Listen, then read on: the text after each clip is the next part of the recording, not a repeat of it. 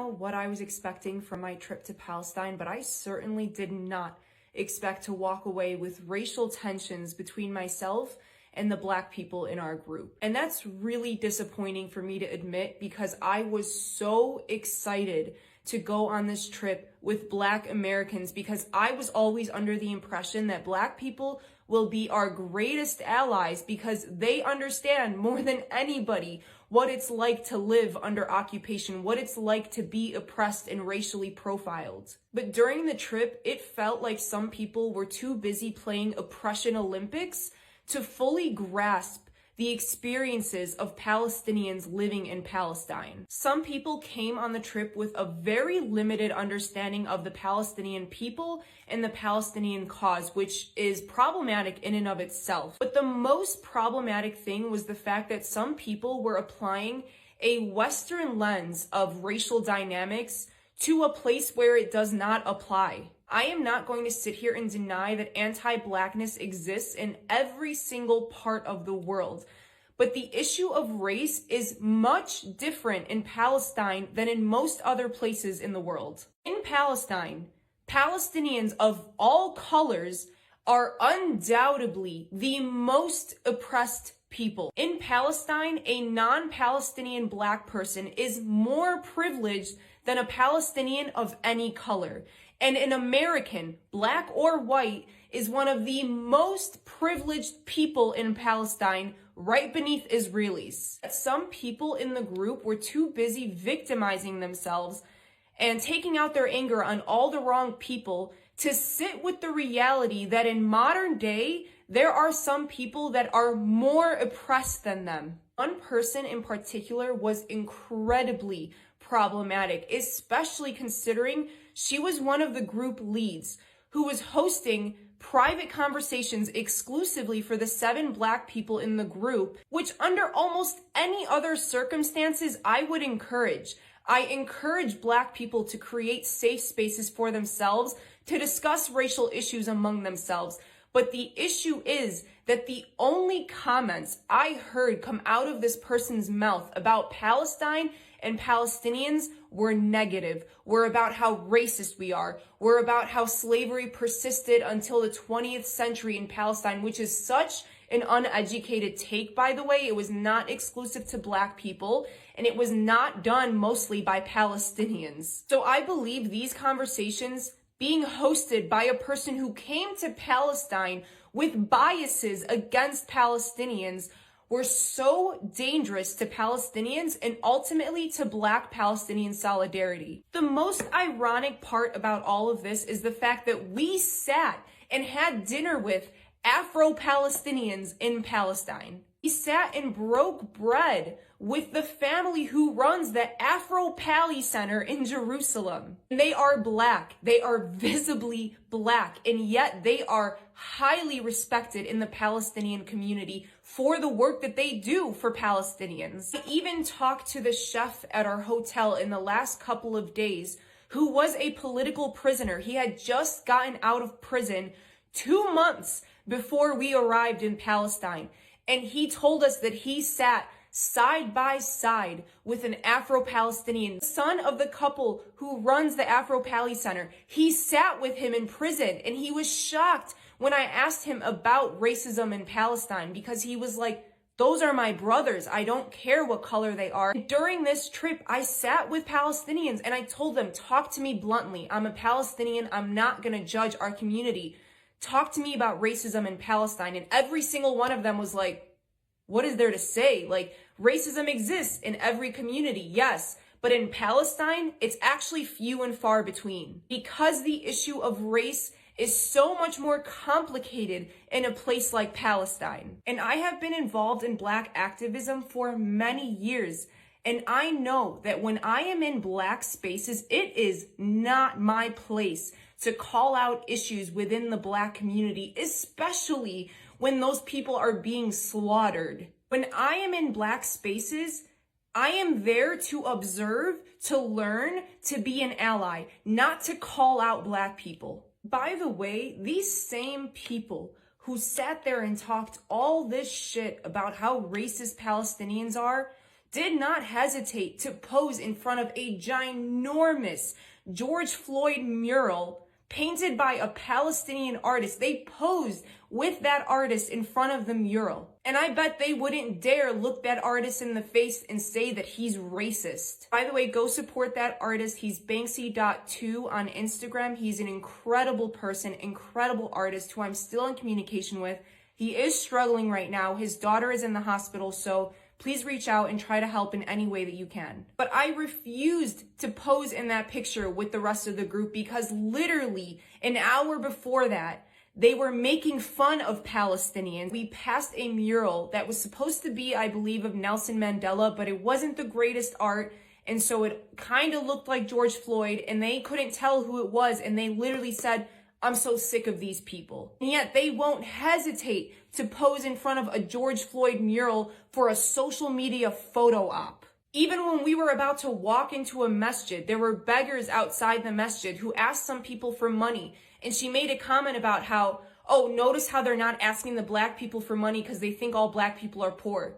And I said, you don't know that. Those same people didn't ask me, a Palestinian American, for money. They're not assuming I'm poor. In fact, when they know you're American, you're immediately up here to them. They immediately assume you have money and that you're privileged in ways that they'll never experience. The reason that they didn't ask some people for money had nothing to do with the fact that those people are black. They simply just approached a few people out of the entire group asking for money. I could ramble about this for hours because it was one of the most frustrating things of my life to watch people come from America to a place like Palestine and act like they're more oppressed than people literally living under occupation. And it's so ironic because the entire time I'm trying to find parallels between the lives of Palestinians, between the racial profiling that I experienced as a Palestinian and the experiences of black people in America. I thought that this would be an opportunity for us to come together and understand each other better, not to create more division. But this is why some people are so dangerous to the movement, not only to the pro-Palestinian movement, but also to black activism. Because if I was somebody else, if I haven't already done so much work for the black community, if I didn't already have a deep understanding of racial dynamics, this entire experience might have pushed me away from the black community. But I know that these rotten tomatoes in the community do not represent the black community as a whole. One of the most ironic parts about all of this is that before making this video, I was sitting in a cafe in Amman, journaling my thoughts about this topic, and I got interrupted by a waiter at the restaurant who asked me where I'm from, and we started chatting, and it turns out he is Jamaican and Palestinian. But ultimately, I think if you have internal biases against Palestinians, you should not be going to Palestine. And if you don't want to acknowledge the experiences of Palestinians in their entirety, then to be honest, we don't need you as an ally. Seeing what Palestinians are going through only makes you think, yeah, no, we have it worse. When you're an American, you are not a true ally. And I will be talking more about the issue of people taking trips to Palestine with a limited understanding of Palestinians and Palestinian history, because there were so many other issues with some of the people who went on this trip for all the wrong reasons. So I sat down. I'm not going to even deal with the intricacies that are there or whatever parallels that she was trying to bring up. I realistically, I don't even care. For the most part, that she wanted to state that if you have any initial or internal biases about Palestine, then you're, not really an ally. You don't need to be there. I could say the same thing for the United States. If you are from the outside and you decide that you want to come to the United States and you already have your internal biases and different things, you don't need to be in the United States. But how dumb would that sound? Right? I specifically feel a certain type of way because another person feels a certain type of way. So I don't want them there. I don't control or move anything to or from. So they can come directly as they please. Just like if black people, which I highly disagree with, decide that they want to go directly over there to Palestine, hey, so be it. You can spend your own money and do whatever it is that you want to sit up there and do. The problem that I have is two things. Number one, let me specifically talk this to black people. This is what it looks and sounds like when you decide to take your Black American self to a whole nother place around the world, spend your hard-earned money. You sat up there enslaved directly at your American job to sit up there and get those wages so you can save up those funds, place them directly into that bank account, then pull out that said money and then decide to get on an airplane and take a trip halfway across the world, only to be greeted with more racism. It makes no sense. And then you want us to go over there to help a whole nother group of people. This is the problem that I have with Black people from America. We are so willing to decide to leave our home, of which we need to fix, of which how we need to uplift and create, of which we need to help move forward. We are so willing to take our money and our bodies directly and sacrifice them for everybody else. But we are not so willing to do that exact same thing for a lot of our own people, let alone our own families. That's some crazy work. And just think about the fact that some of these people who probably travel, they got kids probably. Or they got kids that they taking care of. Or different things like that. And this is what they decided to do. And you got met with racism. And now you have this woman here sitting in front of you telling you like, that racism don't sit up there and matter. There's racism all over the world. Trying to all lives matter racism. And then she wanted to say that, there's no reason to sit up there and really, talk about this because it seems as though that you already had your initial biases and different things like that. Okay, so the Black Americans were offended of the statue of Nelson Mandela because it looked like George Floyd. Again, yeah, that's going to be problematic to a lot of Black people because, as we stated before, all Black people don't look alike. Nelson Mandela don't look nothing like George Floyd. George Floyd don't look nothing like Nelson Mandela. Two different skin complexions, two different age ranges from two different sides of the world. So yes, that's going to be problematic. And yes, Black Americans are openly going to sit up there and say something directly about it because we've been seeing this for generations. But again, you wouldn't understand anything like that, fair-skinned woman, because again, you are fair-skinned and you're talking realistically from a white point of view, because she made sure to sit up there and tell people that, we got these Afro-Palestinians and we got a Jamaican Palestinian here and we got some people that own a restaurant and an eatery and they're highly respected and, they're African Palestinians, their families highly respected throughout the community. Why would you have to bring up the race or the color of the people to let them know that, even though that they're this, that, and the third, they're still respected here? Shouldn't they just be Palestinian? I thought that should be the whole thing. Just like in America, we shouldn't really be talking about color, as a lot of people like to say. It should just be Americans. But you know what white people like to do? You know what white people like to sit up there and highlight? And it's always interesting how the lightest folks in society are the main ones always highlighting color. And always trying to tell you, no matter what it is that you face, that, you need to pipe down, you need to calm down. It's not really as bad as, you think, because, we got this dark fella, directly over here by the Stevens. And, we don't really like the blacks, but, that dark fella there, he's different. He's one of the good ones. So, he has his business. We come through there every now and again and, yada, yada, yada. That's giving me the same exact feeling hearing her talk. And it's interesting how she wants to hurry up and throw out her version of the situation. Again, that's her point of view, not the point of view of the Black Americans and what it is that they heard and had to specifically experience. Okay, that's great. So they went to Palestine and they ate at an eatery or whatnot or whatever, may not have faced racism there. But yet when they just so happen to walk about or different things of that nature, they may happen to hear something may catch their ear. They may have some personal experiences just, walking around and try to see some things. Maybe they're not specifically with the group. And we all know that when people are not in a group, that they tend to face a lot more than what they normally realistically would face, than I covered some years back.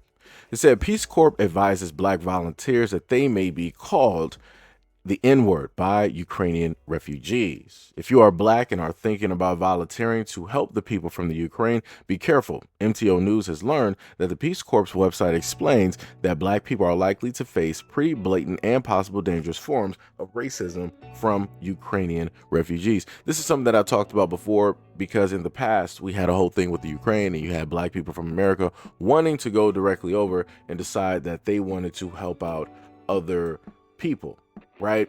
And slowly but surely they found out that, hey, maybe I should have stayed my black self directly at home. So this is what they said for the Peace Corps.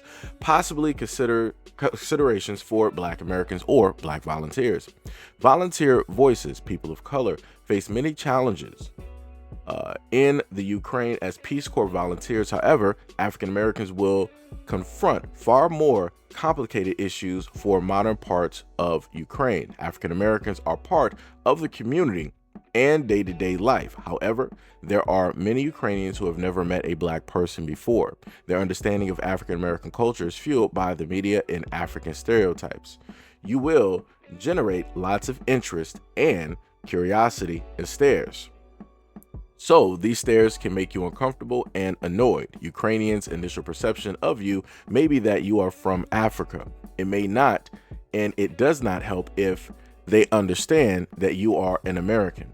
But the training in PST will help you consider ways that you can engage with these assumptions. They made sure to have this part circled. Quote, "It is not uncommon for Ukrainians to refer to African Americans as the N-word. Volunteers of color may be called a monkey or may see children's games with blackface of dehumanizing for people of African American descent may help inform where it comes from. It does not justify it and be at your discretion to determine the intent. No matter the intent, staff recognizes the impact that hearing that word may invoke, hurt and anger. If you view it as unlearned, something the person has never been exposed to, it may be an opportunity for you to educate that person. We are here to support your successful service, and these comments and images can be a huge distraction and obstacle to you. Know that Peace Corps staff is here to support and encourage you. Do not hesitate to remove yourself from such situations. You are not expected to be subjected to such treatment. You can also find the understanding from other African American Peace Corps volunteers in the Ukraine. Any volunteer or staff member who has experienced racism can contact any Peace Corps Ukrainian staff member. This can include program managers, safety and security managers, director of managers and operations, director of programs and training, or country director. So again, I'm listing that to showcase that no matter where you go, if you are Black American, irregardless on what it is that other people want to tell you, other than what it is that white people want to sit up there and tell you, yes, if you're Black, if you go somewhere else around the world, you will have people call you racial slurs, the same racial slurs that white people have set up there and called you. You will have these same people. It could be Chinese, go to some Asian countries directly out there, go to some other European areas, you will see people doing blackface. The same exact blackface that white people still do here periodically, here and there, throughout the United States. But primarily so you'll see a lot more of their kids doing it. So you know where the kids specifically got it from. If they're putting on blackface, they got that from their quote unquote ancestors, aka the grandparents and the parents, other people in the family, pictures that they got, hidden away in an attic in some treasure chest, that holds some other Halloween costumes, all white with a hood, crazy work like that. But as I stated before, it's very interesting, giving the information and the knowledge that we have this woman on TikTok who decided to try to get in front of the situation. Try to tell her perspective, trying to tell the Black Americans like, you're not really victims like you think you are. There are other people that, suffer far worse because they're currently going through it at this moment in time in the country or area that you are currently in, and yada, yada, yada. And actually, you have it, way better than, they have it, and you're Black and da, da, da, and all this other type of stuff. That's great. And I can say the same thing for you. I can say that no matter where you come from around this world, white people in the United States will treat, deem, and talk to you better than what they will when it deals with Black Americans. That's always been the case. That's always been facts, historically speaking. And again, it's crazy to me that she is trying to tell Black people just to calm down, that you're not actually an ally. Some crazy word. Just think about that for a minute. Just think. And this is what I told Black Americans before. This is what it looks like when you decide that you want to speak out on your experience. People are going to feel as though that you're directly coming against them, that you automatically hate them just in the totality. And I'm like, that's a little bit weird. If we're talking about these certain individuals here that are saying this, why would you lump yourself in with those individuals if you know that you are different? And then for her to sit up there and say that, oh, well, I was in this cafe, I was, just journaling up and telling you about my experience before I decided to write this video.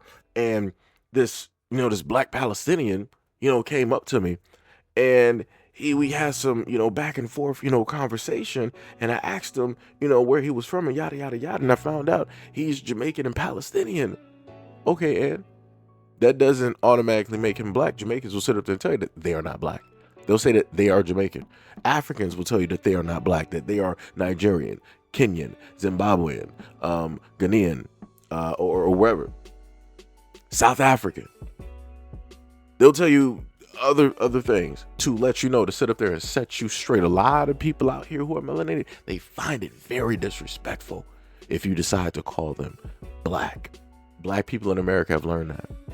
So you trying to throw a Jamaican in there, it doesn't even make any sense. I don't even care if he is part Palestinian. It doesn't even make any sense. You're not proving any type of point. All you're proving, the fact is that the racism obviously there is apparent. And that the racism, just like in America, seemingly is selective depending on who it is that you are once people realize it. Or if they deem you to be one of the good ones, then maybe, just maybe, you'll be respected. Not by all, but you got that little community. Make sure you stay in that community, because that's the main place that you will be disrespected. Because the moment of time you step outside of that community, all of that respect is gone, because nobody else knows anybody from that said community. So they don't care what you've done. They don't care how hard you worked. They don't care what businesses that you own or what it is that you've done. The moment in time you leave outside of that community, you are a stranger. So now you starting from ground zero. That's what Black people have always had to deal with and go through in the United States. You could potentially be good with a few white people in the town or the state that you in, but that's it. You move outside of that town, oh yeah, you going to be really starting to feel the heat. And it ain't going to be the sun. You're going to really start feeling that heat real quick. You're going to really start feeling those stares. You're going to be really afraid to sit up there and move directly at night. It ain't going to be nowhere comfortable for you. Just like if Black Americans decide to go anywhere else, you're not going to be comfortable. So this is when I state that when it deals with Black Americans moving to and from, especially trying to help out other people, that 9 times out of 10 are not going to make the same sacrifices that you're going to sit up there and decide to make. You bring things like this directly on yourselves. And I mean exactly what it is that I'm stating. Because as I stated before, how many times will you see any of these people that go online complaining about Black Americans deciding to put their bodies directly on the line in order to make sure that Black Americans are fine, make sure that Black Americans are safe and moving to and from? How many of them are going to bodyguard Black Americans on a day-to-day basis, sacrifice thousands, tens of thousands of dollars, and go, literally move to and from to make sure that that happens? Barely any, if all, at all. Barely. But yet these are the things continuously, historically, that Black people tend to do whenever it is that we see somebody going through something similar, or maybe in certain instances worse than what it is that we have had to face historically here in the United States. We have always been the group of people that will be the first to jump up and try to fight for, to try to save, to try to protect, to try to speak up for other groups of people because we understand what it is to be voiceless. We understand what it is to not be heard. But do you think that that garners any type of respect from other nationalities, any of the other colors directly out here? No, they don't care. They don't care at all. And they'll tell you that in a multitude of ways. But anyways, let me know what you guys think about this video, and if anything that I've stated made sense in the comment description below. And as always, peace, love, stay tuned for the next video.